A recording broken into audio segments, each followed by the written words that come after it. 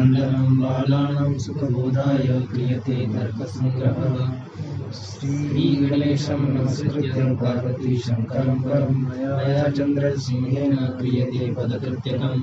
यस्मादिदमहमन्ये बालानाम् उपकारकं तस्मादितरं वाक्यं वक्तव्यं विदुषा सदा। ओम शांति शांति शांति।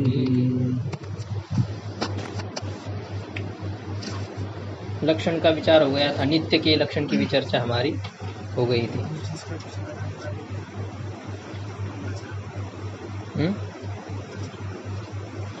हाँ, वही उसी प्रकार से यहाँ पर ये अन्वय करना है कि यस्मात् अहम मन्ये विदुषा सदा हितकरम वाक्यम वक्तव्यम तस्माद् बालानाम उपकारकम इदम अहम करोमि।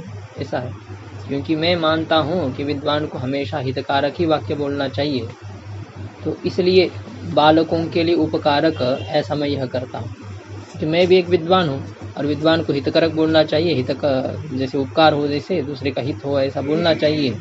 इसलिए मैं भी ऐसा ही ये पदकृत्य करता हूँ जो कि अन्य का उपकार करने वाला हूँ। पृथ्वी का विचार हमारा पूरा हो गया था ना, पदकृत्य उसका हो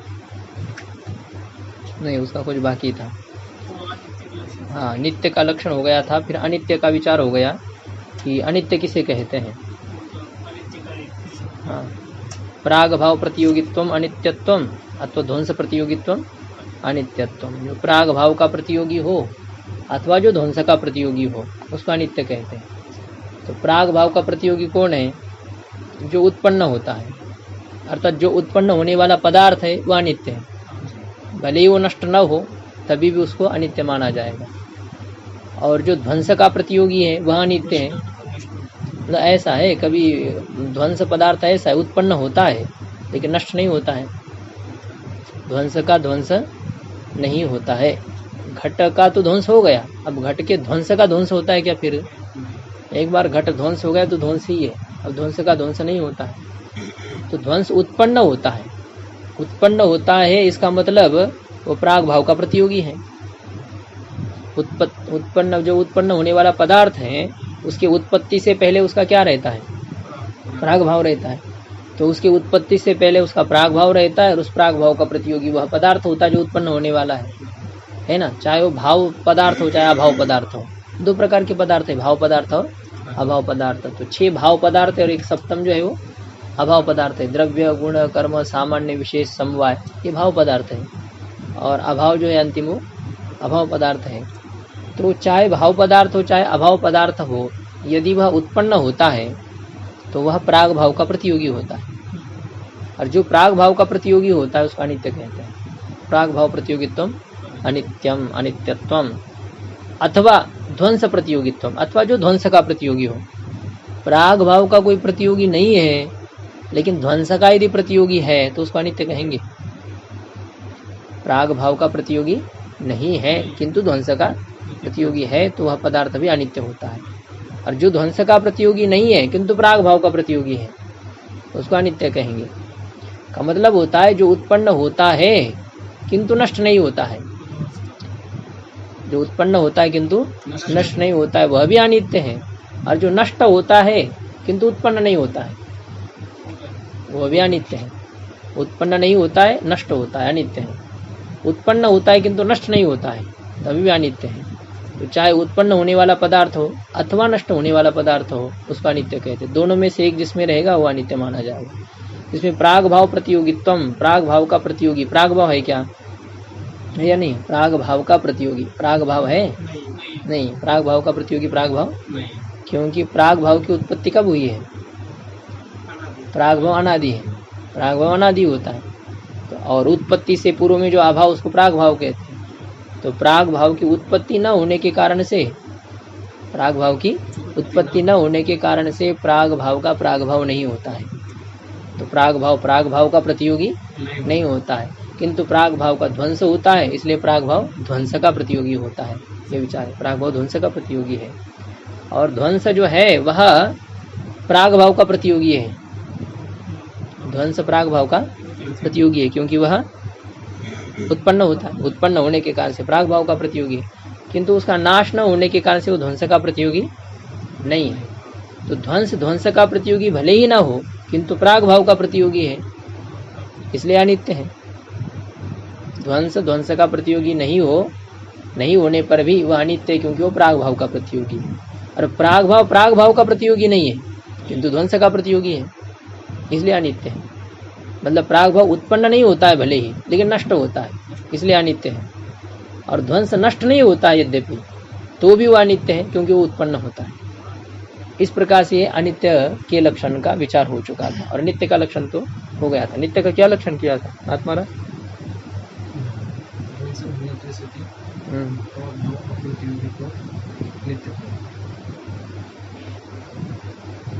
बोलो।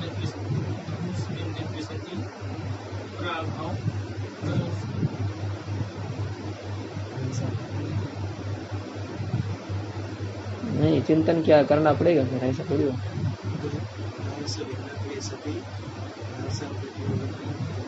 ध्वंस प्रतियोगित्व में ध्वंसा प्रतियोगित्व,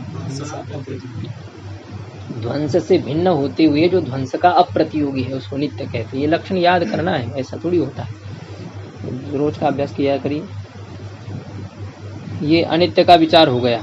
अभी जो शरीर है, पार्थिव जो शरीर है, से पृथ्वी कार्य रूपा पृथ्वी में 3 प्रकार किए थे, शरीर, इंद्रिय और विषय के भेद से। तो शरीर कौन सा शरीर है? बोले अस्मद आदि नाम, हम ही आदि में जिनके ऐसे जो शरीर है, हम लोगों का शरीर आदि में है जिनके ऐसा जो जितने शरीर है पशु पक्षियों के, तो सब पार्थिव शरीर है, पृथ्वी का कार्य है वो। अब ये शरीर किसको कहते हैं? शरीर का लक्षण पदकृत्य में बता रहे हैं, यद भोगायतनम तदेव शरीरम। अब ये ऐसे ये सब रहते हैं, लक्षण है, ये लक्षण याद होने चाहिए। जितने नित्य का, अनित्य का, अव्याप्ति का, लक्षण का लक्षण हो गया, पृथ्वी का लक्षण, जल का लक्षण, ये सभी लक्षण, ये सब न्याय का मतलब एक निचोड़ है, सार है पूरा न्यायशास्त्र का, ये सब उपस्थित होने चाहिए। यद भोगायतनम तदेव शरीरम। शरीर किसको कहते हैं? जो भोग का आश्रय है, जो भोग का आश्रय, जहाँ पर भोगा जाता है। ये जो स्थूल शरीर है ना, यही भोग का आश्रय है। सूक्ष्म शरीर से भोग नहीं किया जाता है। सूक्ष्म शरीर भोग का साधन है, उसके द्वारा आप भोगते हैं, लेकिन भोग किया कहाँ जाता है? स्थूल शरीर में भोग किया जाता है। जब भोगना हो तो स्थूल शरीर चाहिए, सूक्ष्म शरीर में भोग नहीं होता है। तो जो भोग का आश्रय, और सूक्ष्म शरीर ये ऐसा है नहीं, नैयायिक में कारण शरीर, सूक्ष्म शरीर कुछ नहीं इनके मत में। इसमें केवल एक जो दिखाई देने वाला शरीर, बस इतना शरीर होता है। नहीं तो फिर सूक्ष्म शरीर होगा तो लक्षण उसमें जाना पड़ेगा, होगा इतना, और वो नहीं जाएगा तो फिर अव्याप्ति हो जाएगी लक्षण में। इसलिए ये सूक्ष्म शरीर आदि कुछ नहीं इनके मत में। इनके मत में यही स्थूल शरीर जो दिखाई देता है, और वो भोग का आश्रय है। ऐसा है, भोगायतनम, जो भोग का आश्रय है, तदेव शरीरम। ये बात आ गई समझ में? सीधा है, जो भोग का आश्रय है उसी को क्या कहते हैं? शरीर कहते हैं। अथवा दूसरा इसका लक्षण किया है चेष्टाश्रय, जो चेष्टा का आश्रय है उसको शरीर कहते हैं। चेष्टा यानी क्या होती है? क्रिया को चेष्टा कहते हैं, लेकिन एक विशिष्ट क्रिया को चेष्टा कहते हैं। हिता हित प्राप्ति परिहारार्थानुकूला क्रिया चेष्टा। हित प्राप्ति और अहित के परिहार नाम निवृत्ति। तो हित प्राप्ति के लिए की जाने वाली जो क्रिया, अथवा अहित के निवृत्ति के लिए की जाने वाली जो क्रिया, उस क्रिया को कहते हैं चेष्टा। शारीरिक जो क्रिया होती, शरीर से जो होने वाली, उसको चेष्टा कहते हैं। पहले हम संकल्प करते हैं, कभी किस चीज़ को हमने जान लिया, पहले ज्ञान हो गया, ज्ञान होने पर फिर उस वस्तु के प्राप्ति की इच्छा होती है, जानाति इच्छति। किसी पदार्थ को हमने जान लिया कि ये अच्छा मोबाइल आजकल आया है, जान लिया, तो जानने पर क्या होती है? उसको खरीदने की इच्छा हो जाती है। तो जानाति इच्छति, फिर क्या करता है वो? खरीदने का यतते का मतलब होता है संकल्प करता है फिर बाद में कि भाई ये खरीदना है, पहले को बेच देना है, कोई बात नहीं, अब इसको बहुत दिन हो गए, 6-7 महीना हो गए, तो अब इसको बेचना चाहिए, नया खरीदना है। तो जानाति इच्छति, फिर यतते, संकल्प करता है, और संकल्प के बाद में फिर चेष्टा करता है। चेष्टा मतलब शारीरिक जो है ना, वहाँ जा करके खरीदना है, जो जिस किसी प्रकार से पैसा को इकट्ठा करना है, फिर उसको खरीदना है। ये होती है शारीरिक। जब शरीर से हम क्रिया करने लग जाते तो उसको चेष्टा ऐसा कहा जाता है। तो मानसिक की क्रिया को मतलब कृति समझिए। पहले आपने मन से सोचा कि हाँ ऐसा ऐसा करना है हमें, तो ये क्या हो गया? कृति, प्रयत्न इसको कहेंगे। ये प्रयत्न हो गया। और फिर उसके बाद में जब आप शरीर से कुछ हिलने लग जाते हैं तो उसी को कहते हैं चेष्टा। तो इस चेष्टा का जो आश्रय है उसको कहते हैं शरीर। हिता हित प्राप्ति, चेष्टा, चेष्टा धातु ही है, चेष्टते, चेष्टा करता है ऐसे, चेष्टा क्या उसका अर्थ नहीं अभी स्मरण में है। चेष्ट, चेष्टायाम ऐसा कुछ है, चेष्टा करना इसी प्रकार के चेष्टा से। इष्ट तो ईशु इच्छायाम धातु का इष्ट बन जाता है, चेष्ट भी है एक धातु है।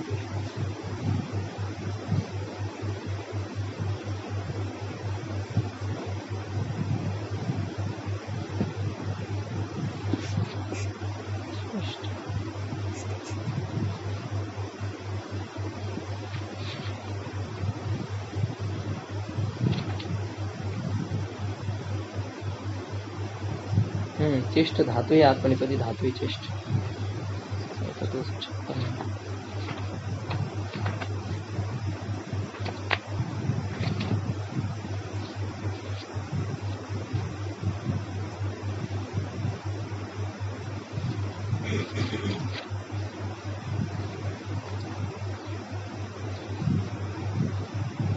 चेष्टायाम, चेष्ट चेष्टायाम, चेष्टा करना है, चेष्ट चेष्टायाम आदिगण की धातु है। तो चेष्टा का जो आश्रय है, चेष्ट धातु से अच प्रत्यय करेंगे, फिर उसको टाप करने पर चेष्टा बन जाएगा। तो चेष्टा क्रिया का जो आश्रय है, मतलब विशिष्ट क्रिया का जो आश्रय, हित प्राप्ति और अहित के निवृत्ति के लिए की जाने वाली जो क्रिया, उस क्रिया का क्या नाम है? चेष्टा। हित प्राप्ति परिहारार्थानुकूला क्रिया चेष्टा। हित प्राप्ति परिहारार्थानुकूला, परिहार के लिए, हित प्राप्ति के लिए और अहित के परिहार के लिए अनुकूल जो क्रिया है उस क्रिया को चेष्टा ऐसा कहते हैं। तो ये जो चेष्टा, इस चेष्टा का जो आश्रय है उसी को कहते हैं शरीर।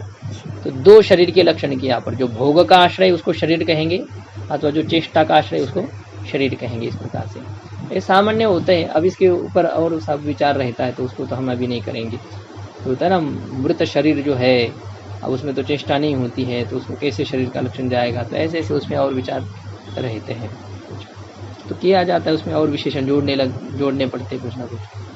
तो यद भोगायतनम तदेव शरीरम, अथवा चेष्टा का जो आश्रय उसी को ही शरीर कहते हैं।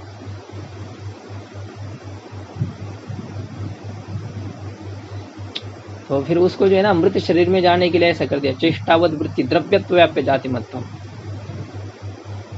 ऐसा उसको घटाया है। मृत शरीर जो होता है, मृत शरीर में यद्यपि चेष्टा नहीं है लेकिन चेष्टा वाले में रहने वाली जो द्रव्यत्व जाती है, हम लोग चेष्टा वाले हैं कि नहीं, तो चेष्टावत जो हम लोग हैं, हमारे में विद्यमान जो द्रव्यत्व की व्याप्य जाति, उस द्रव्यत्व के व्याप्य जाति से युक्त वो शरीर है। द्रव्यत्व की जो व्याप्य जाति पृथ्वीत्व आदि कहा जाएंगे, उससे युक्त ये शरीर है, तो वो शरीर में वो लक्षण चला जाएगा। क्योंकि चेष्टा से युक्त और तो कुछ है नहीं। घटपट आदि में चेष्टा होती है क्या?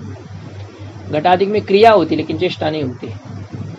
घटादि में होने वाली क्रिया को चेष्टा नहीं कहते, क्योंकि ये खुद क्रिया अपने हित के लिए अथवा हित की निवृत्ति के लिए नहीं कर सकते। ये जड़ पदार्थ है, अपना हित करने के लिए, हित निवृत्ति के लिए क्रिया कर सकता है।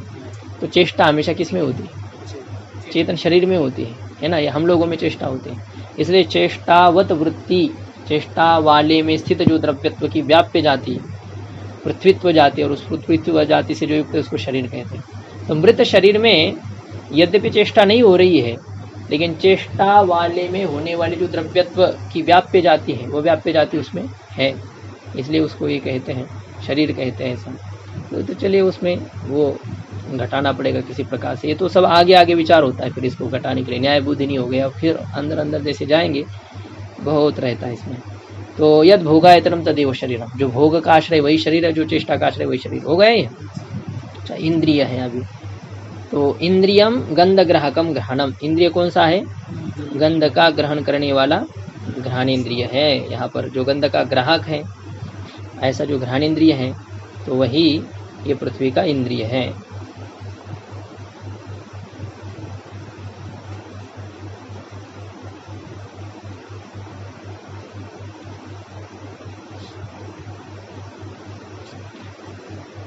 हाँ, थोड़ा सा पहले देखिए, आपको जो है ना इंद्रिय का लक्षण एक अभी इसमें दिया है, घटाया है। अब एक तो थोड़ा थोड़ा आपको दिखाना पड़ेगा। इसमें रहते ना छोटे थोड़े से लंबे लंबे लक्षण धीरे धीरे आने लग जाते हैं, तो उसका थोड़ा थोड़ा विचार करना चाहिए। इसमें आया है अभी शरीर इंद्रिय का लक्षण दिया गया है। अब मूल पदकृत्य में इसमें नहीं आया, जो हम पदकृत्य पढ़ रहे हैं उसमें इंद्रिय का लक्षण नहीं दिया गया, इसमें आगे दिया है। जो आपकी दीपिका टीका है ना, उसमें इंद्रिय का लक्षण दिया गया है 24 पृष्ठ पर। सबका एक ही ग्रंथ है ना, अभी 24 पृष्ठ पर पहली पंक्ति में ये शरीर का लक्षण, इंद्रिय का लक्षण दिया गया। शब्देतर उद्भूत विशेष गुण अनाश्रयत्वे सति ज्ञान कारण मनः संयोग आश्रयत्वम इंद्रियत्वम। इंद्रिय का लक्षण है शब्देतर उद्भूत विशेष गुण अनाश्रयत्वे सति ज्ञान कारण मन संयोग आश्रयत्वम इंद्रियत्वम, ये लक्षण दिया गया है। शब्द से अतिरिक्त जो उद्भूत विशेष गुण है, शब्द से अतिरिक्त जो उद्भूत विशेष गुण है। अब विशेष गुण किसे कहते हैं, वो विशेष गुण नहीं तो आप याद कर दीजिए आज, इसमें उसमें श्लोक भी है आपका, विशेष गुण का श्लोक दिया है। देखिए आपके इसमें है 24 पृष्ठ पर ही श्लोक दिया है। अब वो नीचे वाले किरणावली टीका में है, लेकिन वो आपको मिलना चाहिए। ये है नीचे से 8-10वीं पंक्ति है। देखिए, रूपम गंधो रसः स्पर्शः स्नेहः सांसिद्धिको द्रवः बुद्ध्यादि भावनांताश्च शब्दो वैशेषिका गुणाः, ये दिया है इसमें, मिला? हाँ, वही है उसमें। ये 16 विशेष गुण है बताए गए। रूपम गंधो रसः स्पर्शः स्नेहः सांसिद्धिको द्रवः बुद्ध्यादि भावनांताश्च शब्दो वैशेषिका गुणाः, ये 16 विशेष गुण है। देखिए गिनो उसको, रूप, गंध, रस, स्पर्श, स्नेह, सांसिद्धिक द्रवत्व, स्वाभाविक जो द्रवत्व है, और बुद्ध्यादि भावनांताष्ट। बुद्ध्यादि भावनांताष्ट मतलब बुद्धि से लेकर के भावना तक। बुद्धि सुख दुख इच्छा द्वेष प्रयत्न धर्म अधर्म और भावना, भावना नामक संस्कार। संस्कार 3 प्रकार का है। कौन से 3 प्रकार है संस्कार में?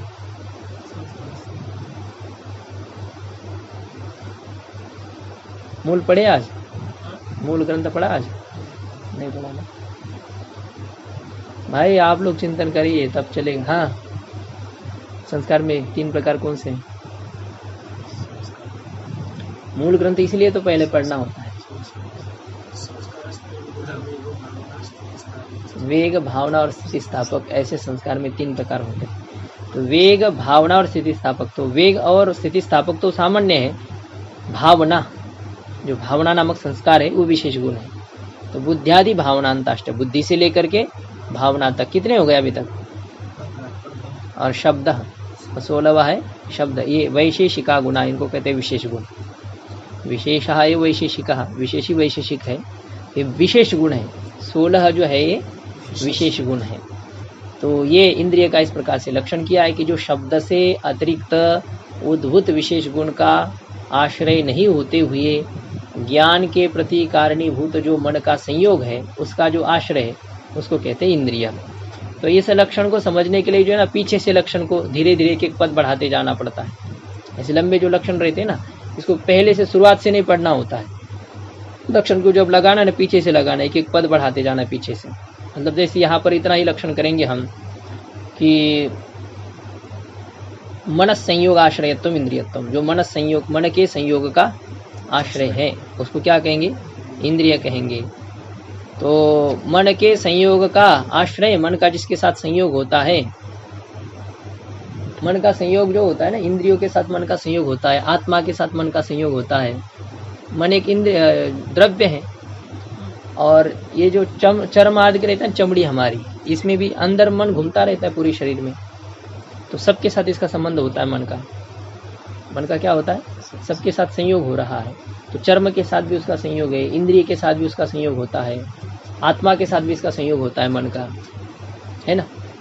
तो मन का जब इंद्रिय के साथ संयोग होगा, एक मन है एक इंद्रिय है ना, चक्षुरादि इंद्रियों के साथ मन का संयोग होता है। जब मन का संयोग होता है ना, तभी मन संयुक्त चक्षु का जब विषय के साथ संबंध होता है, तब चक्षु से हमें ज्ञान होता है। ये पुस्तक है, इदम पुस्तकम, ये पुस्तक का ज्ञान आपको हो रहा है कि नहीं?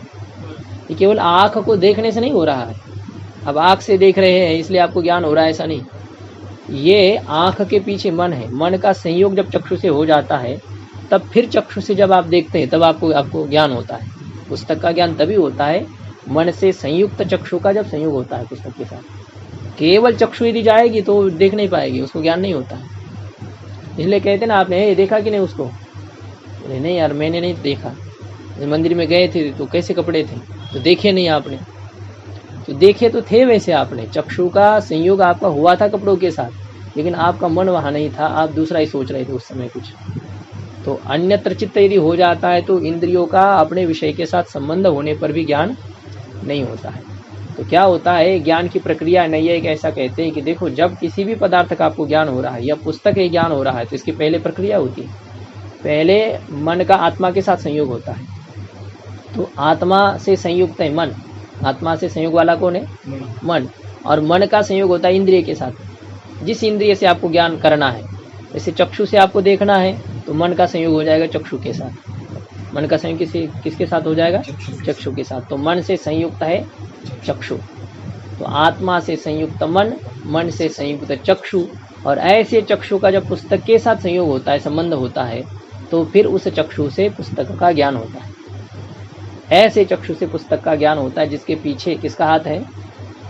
मन का। मन संयुक्त जो चक्षु है, मन संयुक्त चक्षु का विषय के साथ संबंध होने पर ज्ञान होगा। मन संयुक्त चक्षु का श्रोत्र के साथ संबंध होने पर आप शब्द सुनेंगे, नहीं तो शब्द नहीं सुनते आप। कान पर टकरा रहे लेकिन आपको पता नहीं है, आप सुनते नहीं। क्यों नहीं सुनते हैं? क्योंकि मन वहाँ नहीं है। तो मन वहाँ जब नहीं तो शब्द आ गए लेकिन सुने नहीं, ऐसा होता है। इसी प्रकार से सूंघना भी होता है, गंध भी जब आ जाता है आपको तभी आ जाता है। मन संयुक्त घ्राणेन्द्रिय का उस विषय के साथ संबंध होता है, नहीं तो गंध ये नहीं होता है आपको। गंध, दुर्गंध, सुगंध पता नहीं चलता है। रसनेन्द्रिय का भी ऐसा है, जब तक मन संयुक्त रसनेन्द्रिय का विषय के साथ संबंध नहीं होता है तब तक आपको रस का पता नहीं चलता है, ऐसा ही होता है। तो मतलब यह है कि मन का संयोग जो है इंद्रियों के साथ होता है, आत्मा के साथ होता है। और किसके साथ होता है? चर्म, चमड़ी आदि जो रहती है इसके साथ भी मन का संयोग होता है। तो यदि हम इस प्रकार का लक्षण करेंगे, देखिए अंतिम मन संयोग आश्रयत्व, क्या लक्षण करेंगे इंद्रिय का? मन के संयोग का जो आश्रय है, मन के संयोग का जो आश्रय है उसी को कहेंगे इंद्रिय। तो मन के संयोग का आश्रय कौन है? ठीक है ना, ये दो हाथों का संयोग हो गया है। इन दो हाथों के संयोग का आश्रय कौन है बताइए? हाथों का संयोग हो गया, इसका आश्रय कौन?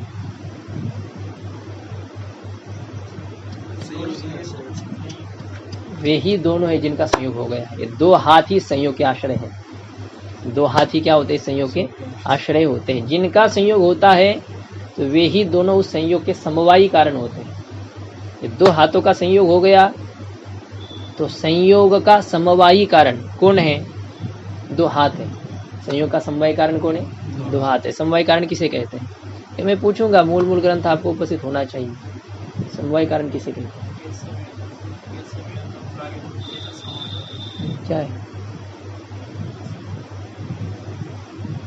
सुना नहीं अभी? मन का उसके साथ संबंध नहीं था, श्रोत्र के साथ। इन्होंने बोला तब सुना नहीं? सुना ना, अपना एक तो खोज रहे थे कुछ आएगा इसमें। क्या है? अब बोलिए। हाँ, जिसमें समवाय संबंध से संबद्ध होकर के कार्य उत्पन्न होता है उसको कहते हैं समवायी कारण। तो संयोग जो है ना किस में उत्पन्न हो रहा है? इन दो हाथों में हो रहा है।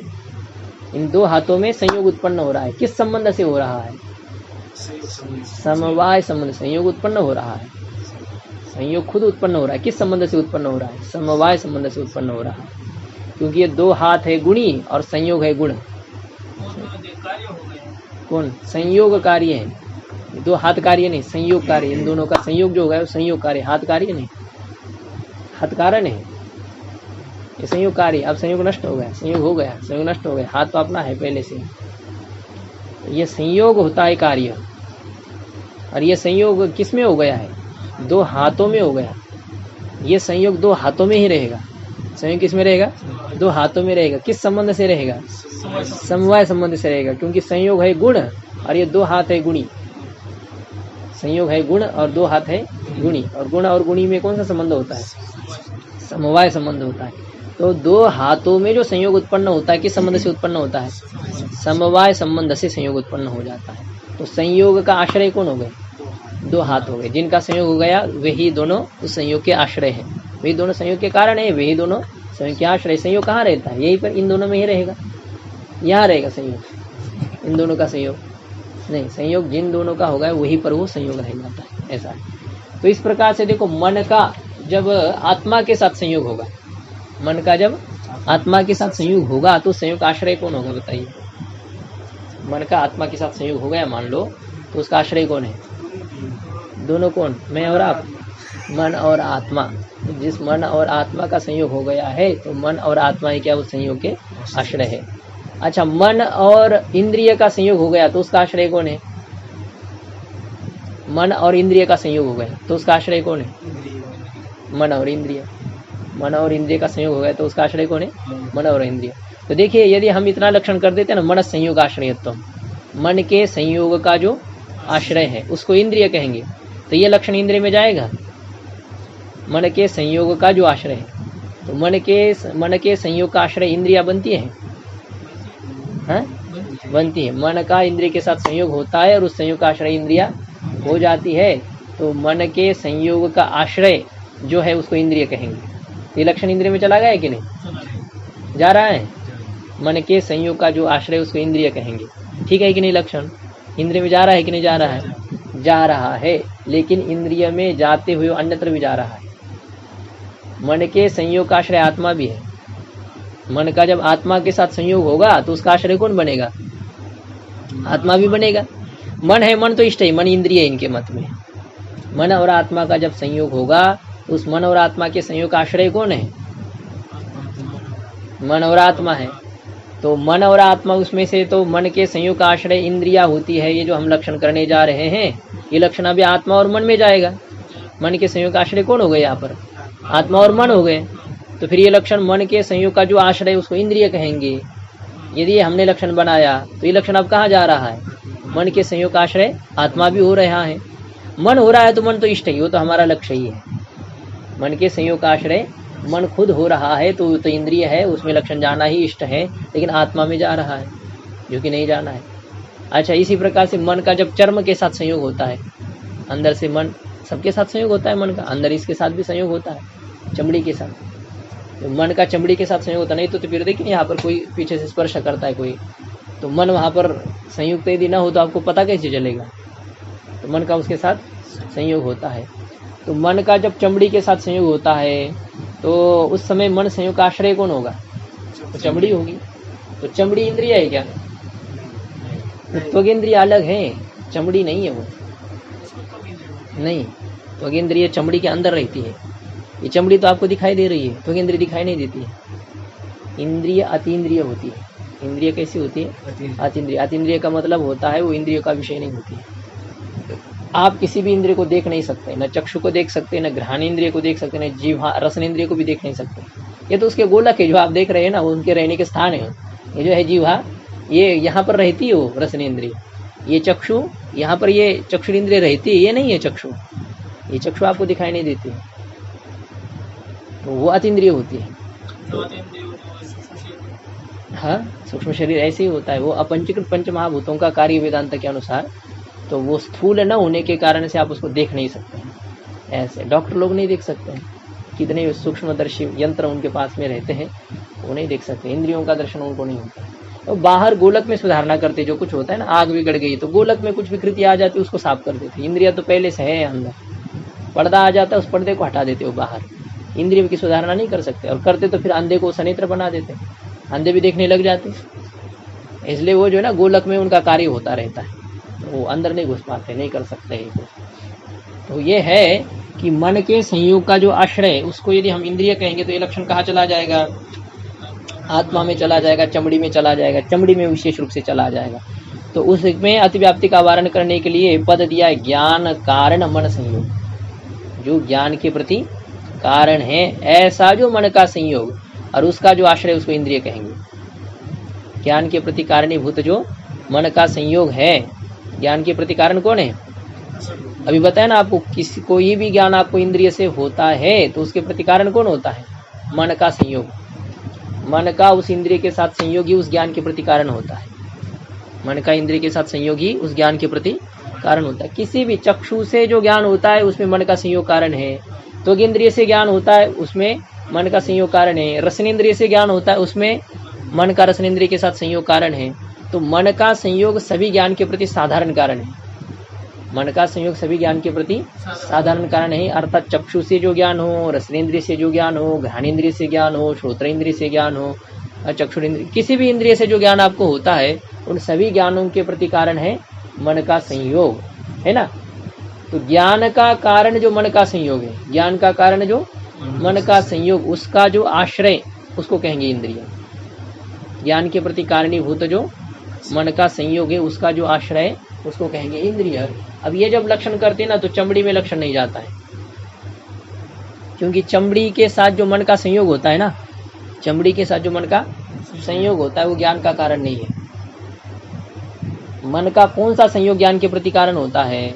जो इंद्रिय के साथ होता है। मन का जो संयोग इंद्रिय के साथ होता है वो ज्ञान के प्रति कारण होता है। मन का जो आत्मा के साथ संयोग होता है वो ज्ञान के प्रति कारण होता है। मन का जो आत्मा, अभी बताया ना आपको कैसे, कि आत्मा जब किसी ज्ञान होता है तो पहले आपका मन का आत्मा के साथ संयोग होगा, फिर आत्मा से संयुक्त मन का इंद्रिय के साथ संयोग होता है, फिर उस इंद्रिय का अपने विषय के साथ जब संबंध होता है तब वो इंद्रिय अपने विषय का प्रकाशन कर पाती है, तब उस इंद्रिय से आपको विषय का ज्ञान होता है ना। ये बात समझिए, नैयायिकों की बहुत मतलब एक प्रकृष्ट प्रक्रिया है इनकी, कैसे कैसे ज्ञान होता है। हर एक की अपनी अपनी प्रक्रिया, वेदांत की ऐसी प्रक्रिया नहीं है मन के साथ संयोग फ्योग कुछ नहीं है। वहाँ एक अलग ही चीज़ होती है, एक अंतःकरण की वृत्ति बाहर निकलती, वहाँ वृत्ति का ही विचार है। यहाँ वृत्ति भित्ति कुछ नहीं है। आत्म संयुक्त मन, मन संयुक्त इंद्रिय, और ऐसे इंद्रिय का जब अपने विषय के साथ संबंध होता है तो फिर उस इंद्रिय से अपने विषय का ज्ञान हो जाता है। केवल इंद्रिया अपने विषय का ज्ञान नहीं करा सकती है। तो ज्ञान के प्रति कारण मन का संयोग, ज्ञान के प्रति कारणीभूत मन का संयोग, कौन सा संयोग होता है? जो मन का आत्मा के साथ संयोग हो, चाहे मन का इंद्रिय के साथ संयोग हो, ये संयोग ही ज्ञान का कारण होता है। हर एक मन का संयोग ज्ञान का कारण नहीं होता है। तो कौन सा मन का संयोग ज्ञान के प्रति कारण होता है? जो इंद्रिय के साथ हो, जो आत्मा के साथ हो। कौन सा संयोग ज्ञान का कारण है? जो इंद्रिय के साथ मन का संयोग है वो ज्ञान का कारण है। जो आत्मा के साथ मन का संयोग है वो ज्ञान के प्रति कारण होता है। क्योंकि जब तक मन और आत्मा का संयोग नहीं होता है तब तक ज्ञान नहीं होता है। जब तक मन और इंद्रिय का संयोग नहीं होता तब तक ज्ञान नहीं होता है ना। जब तक मन का इन दोनों के साथ संयोग नहीं होता है तब तक ज्ञान आपको नहीं होता है, और जब ये संयोग हो जाता है तभी ज्ञान होता है। इसका मतलब ज्ञान का कारण कौन है? मन का संयोग कारण है। ज्ञान का कारण कौन है? मन का संयोग। लेकिन किसके साथ मन का संयोग? आत्मा के साथ मन का संयोग, इंद्रिय के साथ मन का संयोग, ये ज्ञान के प्रति कारण है। तो देखिए हमने लक्षण अभी क्या किया? ज्ञान का कारण जो मन का संयोग, ज्ञान का कारण जो मन का संयोग, उसका जो आश्रय है, ज्ञान के कारणीभूत मन के संयोग का जो आश्रय है उसी को क्या कहेंगे? इंद्रिय कहेंगे। ये लक्षण हो गया अभी तक। ज्ञान कारण पद बढ़ा दिया। इस बढ़ाने से हमें क्या मिला? बढ़ाने से चमड़ी में जो अतिव्याप्ति हो रही थी ना वो हट गई, क्योंकि चमड़ी के साथ जो मन का संयोग है वो ज्ञान का कारण है नहीं, इसलिए चमड़ी तो हट गई, लेकिन फिर भी अतिव्याप्ति बाकी है। किस में अतिव्याप्ति है अभी? ज्ञान का कारण जो मन का संयोग है उसका आश्रय जिस प्रकार से इंद्रिय है, और कोई है मन के संयोग का आश्रय? ज्ञान के कारणीभूत मन के संयोग का आश्रय और भी कोई है क्या? आत्मा है। ज्ञान का कारण जो मन का संयोग, उसका आश्रय और कौन है? आपको बताया ना, ज्ञान का कारण कौन है? मन का संयोग। किसके साथ मन का संयोग ज्ञान का कारण होता है? आत्मा के साथ मन का संयोग और इंद्रिय के साथ मन का संयोग, ये ज्ञान का कारण है। तो ज्ञान कारण मन संयोग का आश्रय कौन कौन हो जाएंगे? ज्ञान का कारण जो मन का संयोग है उसका आश्रय कौन कौन है बताइए? आत्मा, इंद्रिय और मन। हाँ, मन तो इंद्रिय ही है। तो आत्मा, मन और इंद्रिय, ये तीनों ऐसे हैं, ये ज्ञान का कारण जो मन का संयोग उसके आश्रय है। ज्ञान का कारण जो मन का संयोग उसके ये तीनों आश्रय हैं। कौन तीनों? आत्मा, इंद्रिय, ये तीनों ज्ञान के कारण मन संयोग का आश्रय है। तो देखिए लक्षण किया, ज्ञान कारण मन संयोग आश्रयत्वम, ज्ञान के प्रति कारणीभूत जो मन का संयोग, उसका जो आश्रय है उसको क्या कहेंगे? इंद्रिय कहेंगे। तो ये लक्षण इंद्रिय में जा रहा है क्या? इंद्रिय में जा रहा है, क्योंकि ज्ञान के प्रति कारणीभूत मन के संयोग का आश्रय कौन है? इंद्रिय है। इंद्रिय है तो इंद्रिय में लक्षण जा रहा है, तो ठीक है। लेकिन ये लक्षण कहाँ जा रहा है? और आत्मा में जा रहा है। तो आत्मा इंद्रिय है क्या? आत्मा इंद्रिय नहीं होते हुए उसमें इंद्रिय का लक्षण यदि जाएगा तो कौन सा दोष आएगा लक्षण में? अतिव्याप्ति दोष। तो ये जो लक्षण हमने किया, ज्ञान कारण मन संयोग आश्रयत्वम इंद्रियत्वम, ये लक्षण कहाँ अतिव्याप्त हो गया? आत्मा में अतिव्याप्त हो गया। तो आत्मा में अतिव्याप्ति का वारण करने के लिए अभी आगे एक जोड़ा है, उसको विशेषण जोड़ा कि विशेष गुण अनाश्रयत्वे सति। क्या लक्षण जोड़ा है? विशेष गुण अनाश्रयत्वे सति ज्ञान कारण मन संयोग आश्रयत्व इंद्रियत्व, ऐसा लक्षण करना है। क्या पद जोड़ा है आगे? अभी विशेष गुण अनाश्रयत्वे सति, ये मिल रहा है ना जहाँ कहा है गोरक्षनाथ महाराज? हाँ, हे भगवान, मिला ही ये नहीं मिल रहा है। तो ज्ञान कारण मन संयोग, ये अभी एक पद जोड़ दिया हमने इसको। आत्मा में अतिव्याप्ति का वारण करने के लिए कौन सा पद जोड़ा? विशेष गुण अनाश्रयत्वे सति ज्ञान कारण मन संयोग आश्रयत्वम इंद्रियत्वम, है ना? ये कल मैं पूछूंगा इस लक्षण को, और ऐसे ऐसे जो लक्षण है ना आपको अभी धीरे धीरे ये है और पचाने की आदत होनी चाहिए कटु। तो विशेष गुण अनाश्रयत्वे सति, विशेष गुण का आश्रय नहीं होते हुए, क्या पद जोड़ा है? विशेष गुण का आश्रय नहीं होते हुए जो ज्ञान के प्रति कारणीभूत मन संयोग का आश्रय है। ज्ञान के प्रति कारणीभूत मन संयोग का आश्रय, वो तो पद वैसे ही वैसे है। आगे हमने एक पद कौन सा जोड़ दिया? विशेष गुण का आश्रय नहीं होना चाहिए। हम उसको इंद्रिय कहते हैं। विशेष गुण तो अभी बताए ना, रूप रस गंध स्पर्श, जो ये श्लोक कल याद करके आएंगे, है ना? और याद होना ही चाहिए, ऐसा नहीं कि ऐसे ये नहीं हुआ, वो कारण बाकी फालतू नहीं बताना है। रूपम गंध रस स्पर्श, जो श्लोक है ना 16 गुणों का विशेष गुण बताने वाला, ये श्लोक याद करके आना है कल। तो इसमें ये हमने अब जोड़ दिया है विशेषण की विशेष गुण का जो आश्रय नहीं है, विशेष गुण का जो आश्रय नहीं है, मतलब ज्ञान के प्रति कारणीभूत मन के संयोग का आश्रय होना चाहिए, किंतु विशेष गुण का आश्रय नहीं होना चाहिए। तो ये जो हमारी इंद्रिया है ना, ये चक्षुरादि की इंद्रिया, ये क्या है? विषय ज्ञान के प्रति कारणीभूत जो मन का संयोग है, ज्ञान के प्रति कारण जो मन का संयोग, उसका आश्रय है चक्षुरादि की इंद्रिया। किंतु इन चक्षुरादि की इंद्रिय में कोई विशेष गुण नहीं रहता है, चक्षुरादि की इंद्रिय में कोई विशेष गुण नहीं रहता है। तो ये विशेष गुण के आश्रय नहीं है, चक्षुरादि जो है वो विशेष गुण के आश्रय नहीं है। तो विशेष गुण का आश्रय नहीं होते हुए, विशेष गुण का आश्रय नहीं होते हुए ज्ञान के प्रति कारणीभूत मन के संयोग का जो आश्रय है, उसी को क्या कहेंगे?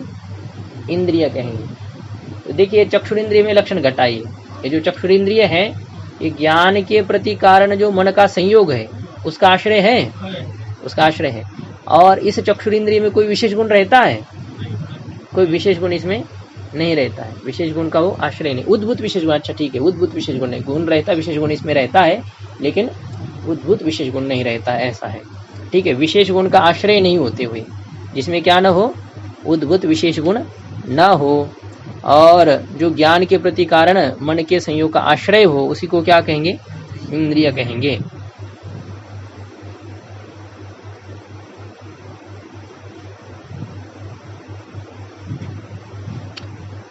हाँ, मतलब ये हो गया था कि आत्मा में अतिव्याप्ति का वारण करने के लिए हमने कौन सा पद जोड़ दिया? कि विशेष गुण का आश्रय नहीं होते हुए। क्या पद जोड़ दिया है? विशेष गुण का आश्रय नहीं होते हुए जो ज्ञान के प्रति कारणीभूत मन संयोग का आश्रय है, उसको क्या कहते हैं? इंद्रिय कहते हैं। तो देखिए आत्मा में अतिव्याप्ति नहीं होगी, आत्मा में ये पद देने से अतिव्याप्ति नहीं होगी। अभी इंद्रिय के बारे में घटाएंगे, अभी बाकी है। चक्षुर इंद्रिय में इतनी जल्दी नहीं, उसके लिए एक पद जोड़ना पड़ेगा इंद्रिय में लक्षण जाने के लिए। पहले आत्मा में जो अतिव्याप्ति हो रही थी उसका वारण करने के लिए एक विशेषण जोड़ा कि विशेष गुण का आश्रय नहीं होते हुए। तो देखिए आत्मा जो है, आत्मा ज्ञान के प्रति कारणीभूत मन के संयोग का आश्रय है। लेकिन वह विशेष गुण का आश्रय है या नहीं है? आत्मा आत्मा विशेष गुण का आश्रय है या नहीं है? आत्मा में कोई विशेष गुण रहते हैं? रहते हैं। कौन है आत्मा के विशेष गुण? हाँ, बुद्ध्यादि स्पष्ट आत्मा मात्र विशेष गुणा जो है ना, बुद्ध्यादि जो 8 है, ये मूल है, याद होना चाहिए। बुद्धि, सुख, दुख, इच्छा, द्वेष, प्रयत्न, धर्म, अधर्म और भावना, ये जो है आत्मा के ये विशेष गुण है। 8 एक नवम है भावना, ऐसे 9 विशेष गुण है आत्मा के। तो आत्मा विशेष गुण का आश्रय है क्या? आत्मा विशेष गुण का आश्रय है। और हमें क्या चाहिए? विशेष गुण का आश्रय नहीं होना चाहिए। लक्षण में हमने क्या पद जोड़ा है? विशेष गुण अनाश्रयत्वे सति, जो विशेष गुण का आश्रय न हो। विशेष गुण का आश्रय नहीं होते हुए जो ज्ञान के प्रति कारणीभूत मन संयोग का आश्रय है, विशेष गुण का आश्रय नहीं होते हुए जो ज्ञान के प्रति कारण मन संयोग का आश्रय है, उसी को क्या कहेंगे? इंद्रिय कहेंगे। अब ऐसा जब हमने ये पद जोड़ दिया, विशेष गुण का आश्रय नहीं होना चाहिए, आत्मा तो विशेष गुण का आश्रय है, तो इसलिए क्या अभी आत्मा में लक्षण नहीं जाएगा? ज्ञान के प्रति कारणीभूत मन संयोग का आश्रय आत्मा है। ज्ञान का कारण जो मन का संयोग, उसका आश्रय आत्मा है, लेकिन आत्मा विशेष गुण का अनाश्रय नहीं है। आत्मा विशेष गुण का अनाश्रय नहीं है, आत्मा विशेष गुण का आश्रय है। आत्मा विशेष गुण का आश्रय, आत्मा विशेष गुण का अनाश्रय नहीं है। तो विशेष गुण अनाश्रयत्वे सति, यह विशेषण जोड़ने से अभी आत्मा में अतिव्याप्ति नहीं होगी। ठीक हो गया ना? आत्मा के अतिव्याप्ति का वारण करने के लिए कौन सा पद जोड़ा गया? विशेष गुण अनाश्रयत्वे सति ज्ञान कारण मन संयोग आश्रयत्व इंद्रियत्व, है ना? अब धीरे धीरे लक्षण घटाते घटाते याद होना चाहिए। तो विशेष गुण अनाश्रयत्वे सति ज्ञान कारण मन संयोग आश्रयत्व इंद्रियत्व, ये यहाँ तक समझ में आ गया? अच्छा, अभी आत्मा में अतिव्याप्ति तो कर दिया हमने, आत्मा अतिव्याप्ति को हटा दिया, लेकिन ये लक्षण लक्ष्य में तो जाना चाहिए ना। जिस इंद्रिय का ये लक्षण किया जा रहा है, उस इंद्रिय में लक्षण जाना चाहिए कि नहीं जाना चाहिए? तो बोले आत्मा में अतिव्याप्ति का तो वारण कर दिया आपने विशेष गुण अनाश्रयत्व कह करके, लेकिन ये लक्षण इंद्रिय में नहीं जाएगा, क्योंकि इंद्रिया विशेष गुण का आश्रय है या अनाश्रय है? नहीं, विशेष गुण का आश्रय है ये। इसमें चक्षुरादिक इंद्रिय में विशेष गुण रहता है। पहले मेरी ये हुई थी, गलती हो गई थी। इंद्रियों में क्या रहता है? विशेष गुण रहते हैं। ये जो है ना चक्षु, ये चक्षु तेज का कार्य है, और तेज में कोई विशेष गुण रहते हैं क्या? तेज में कौन सा विशेष गुण रहता है? रूप विशेष गुण रहता है उसमें, है कि नहीं? तेज में हाँ, तेज रूप रहता है, स्पर्श रहता है तेज में। और इसी प्रकार से घ्राण इंद्रिय है तो उसमें शब्द क्या है? रस, गंध, स्पर्श, रूप, ये विशेष गुण रहते हैं घ्राण इंद्रिय में। तो हर एक इंद्रिय में क्या है? कोई ना कोई विशेष गुण रहते हैं या नहीं रहते हैं? बात समझ में आ रही है? चक्षुर इंद्रिय में विशेष गुण है या नहीं है? चक्षुर इंद्रिय में कौन सा विशेष गुण है? रूप विशेष गुण है, तेज कोई विशेष गुण नहीं है। ये तेज का कार्य है चक्षुर इंद्रिय, तेज द्रव्य है, और तेज रूपी द्रव्य का कार्य कौन है? चक्षुर इंद्रिय। जैसे है ना, तेज 2 प्रकार का है, नित्य और अनित्य। अनित्य में 3 प्रकार है, शरीर इंद्रिय, विषय भेदा। तो तेज का कार्यभूत इंद्रिय कौन सी है? चक्षु। पृथ्वी का कार्य इंद्रिय कौन सी है? घ्राण। अभी घ्राण तक ही देखिए, तो घ्राण इंद्रिय जो है, अभी घ्राण इंद्रिय का विचार चल रहा है, हम पृथ्वी का विचार देख रहे हैं। तो पृथ्वी का इंद्रिय कौन सी है? घ्राण इंद्रिय। तो घ्राण इंद्रिय में कोई विशेष गुण रहता है क्या?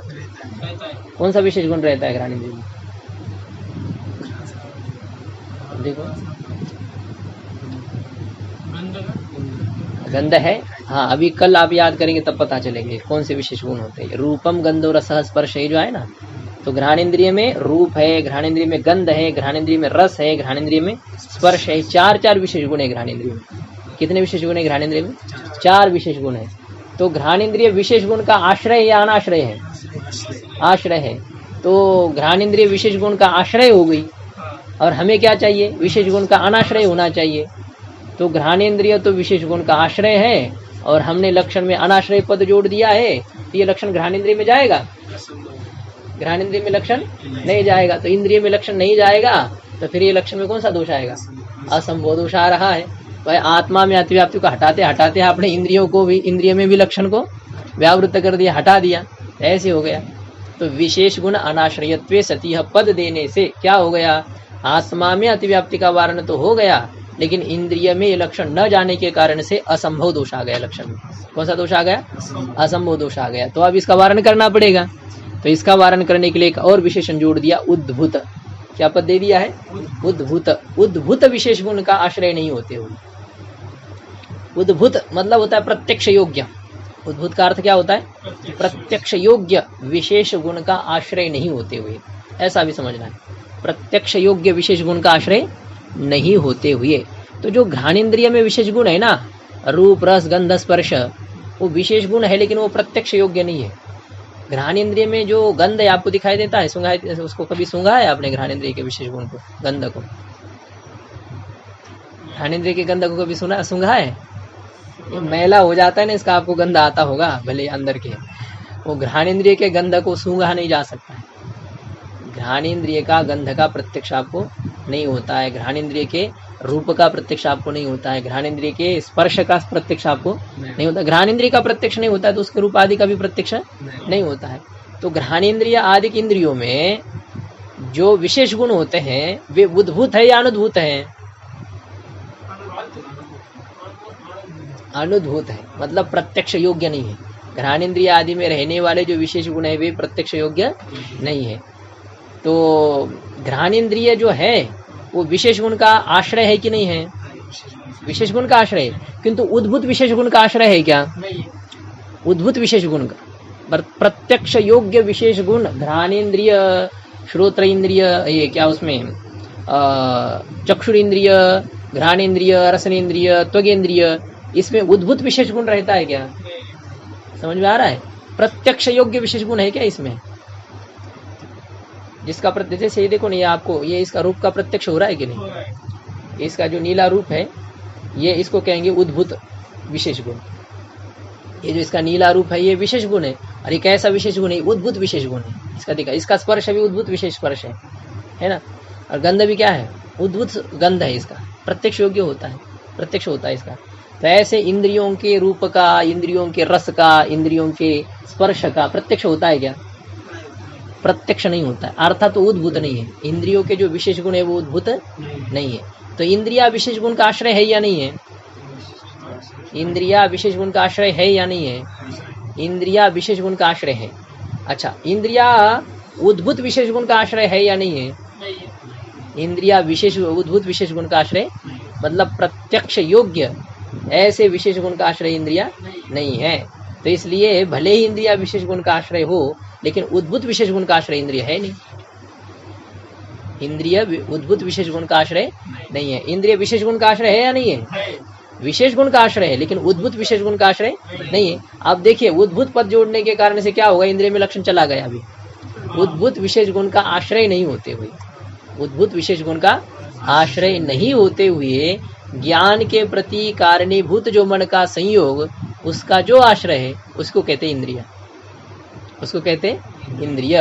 प्रत्यक्ष योग्य विशेष गुण का आश्रय नहीं होते हुए ज्ञान के प्रति कारणीभूत मन के संयोग का जो आश्रय उसको कहते इंद्रिय। अब ये इंद्रिय में लक्षण जाएगा? जाएगा। उद्भूत विशेष गुण का आश्रय इंद्रिय है नहीं, उद्भूत विशेष गुण का आश्रय इंद्रिय नहीं है। आश्रय नहीं तो क्या है? अनाश्रय है। तो इंद्रिय में क्या रहेगा? अनाश्रयत्व रहेगा। तो उद्भूत विशेष गुण अनाश्रयत्व इंद्रिय में है कि नहीं है? है। और ज्ञान कारण मन संयोग आश्रयत्व इंद्रिय में है कि नहीं है?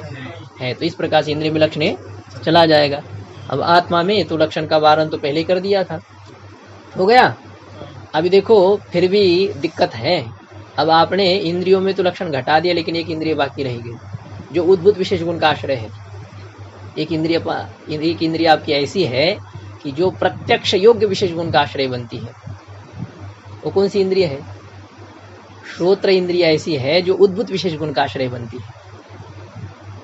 मतलब जो शब्द है ना आपको इसमें, श्रोत्र एक आकाश है। श्रोत्र क्या चीज है? कर्ण विवरवर्ती जो आकाश, उस आकाश को ही क्या कहते हैं? श्रोत्र कहते हैं। तो आकाश ही श्रोत्र है। श्रोत्र क्या है? आकाश ही है। और श्रोत्र रूप जो आकाश, उसका जो विशेष गुण शब्द, उसका विशेष गुण कौन है? शब्द। तो उस शब्द का आश्रय कौन है? शब्द रूपी। शब्द एक विशेष गुण है कि नहीं है? यहाँ लिखा है शब्द विशेष गुण है। और शब्द रूपी विशेष गुण का आश्रय कौन हो रहा है? श्रोत्र इंद्रिय। आकाश है और श्रोत्र भी आकाश होने के कारण से शब्द रूपी विशेष गुण का आश्रय कौन हो गई? श्रोत्र हो गई। और श्रोत्र का जो शब्द है वो प्रत्यक्ष योग्य है या नहीं है? क्योंकि आपको देखिए ये है ना, ऐसा शब्द ये हो गया, ये शब्द आपको हो गया, तो क्या इस शब्द को आप सुनते हैं क्या? नहीं, इस शब्द को नहीं सुना आपने। आपके श्रोत्र में जो शब्द उत्पन्न हो गया उसको आपने सुन लिया। ये विचित्रंग न्याय से जो शब्द की धारा उत्पन्न होती है उस शब्द को आप सुनते, ये शब्द को नहीं सुना आपने। आप जो सुन रहे हैं ना, मैं जो बोल रहा हूँ, मेरे शब्द को नहीं सुन रहे आप। इससे जो एक धाराएं बन रही है, जैसे पानी में पत्थर डालने पर जैसे तरंग बनते हैं ना, इसी प्रकार से शब्द जब बोला जाता है तो 10 दिशाओं में शब्द उत्पन्न होते हैं, बहुत सारे दूर तक ये शब्द फैल जाते हैं। और उसके यदि कवरेज में क्षेत्र में जो है ना उसका, उस क्षेत्र में यदि आप हो तो वहां पर उत्पन्न होने वाले शब्द का आपको प्रत्यक्ष हो जाता है। ये धारा बनेगी यहाँ पर, ऐसे ऐसी बनती बनती आपके श्रोत्र में जो शब्द उत्पन्न हो गया उसको आप सुनेंगे, इनके श्रोत्र में जो शब्द उत्पन्न हो गया उसको वे सुनेंगे, आपके श्रोत्र में जो शब्द उत्पन्न हो गया उसको आप सुनेंगे, और आपके श्रोत्र में जो उत्पन्न हो गया शब्द उसको आप सुनेंगे। ऐसा मैं भी सुन रहा हूँ, मैं जो बोल रहा हूँ तो मैं अलग शब्दों को सुन रहा हूँ, आप अलग शब्दों को सुन रहे हैं, ये अलग शब्दों को सुन रहे हैं। यहाँ जो शब्द उत्पन्न होता है उसको हम सुनते हैं। तो श्रोत्र में एक विशेष गुण है शब्द। श्रोत्र में कौन सा विशेष गुण है? और वो प्रत्यक्ष योग्य है या प्रत्यक्ष योग्य नहीं है? श्रोत्र का शब्द प्रत्यक्ष योग्य है, मतलब वो उद्भूत विशेष गुण का आश्रय है श्रोत्र, या उद्भूत विशेष गुण का अनाश्रय है? उद्भूत विशेष गुण का आश्रय है। और हमें क्या चाहिए? उद्भूत विशेष गुण का अनाश्रय होना चाहिए। और श्रोत्र इंद्रिय तो आश्रय बन गया, श्रोत्र इंद्रिय तो क्या बन गई? आश्रय बन गई। तो ये लक्षण श्रोत्र इंद्रिय में जाएगा। कौन सा लक्षण?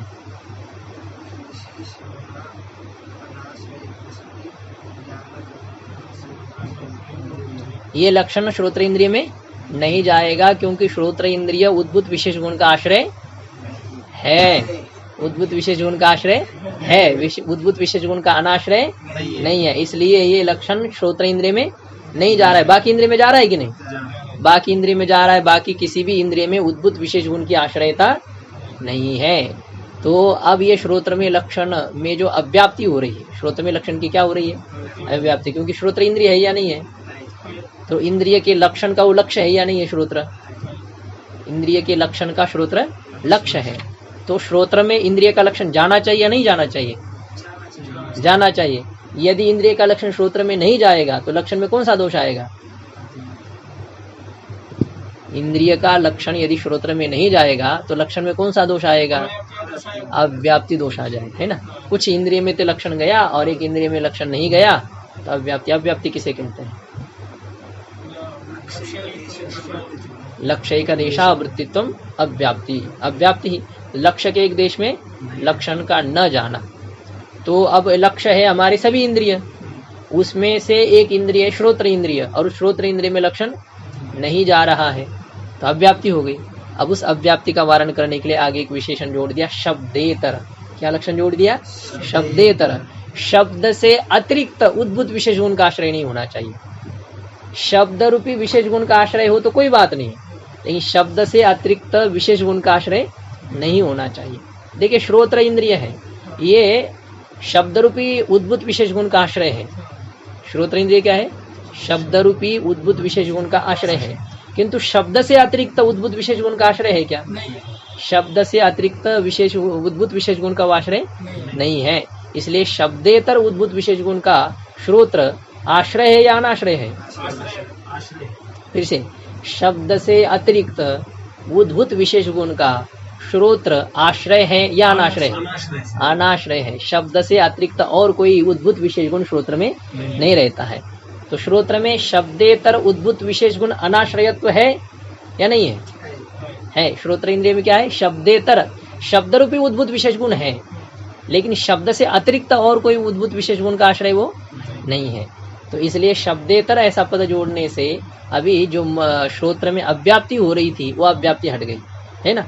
इस प्रकार से लक्षण हो जाएगा अभी, शब्देतर उद्भूत विशेष गुण अनाश्रयत्वे सति ज्ञान कारण मन संयोग आश्रयत्वम इंद्रियत्वम। हो गया इंद्रिय का लक्षण। हाँ, तो ये कल थोड़ा सा इसका विचार करना है।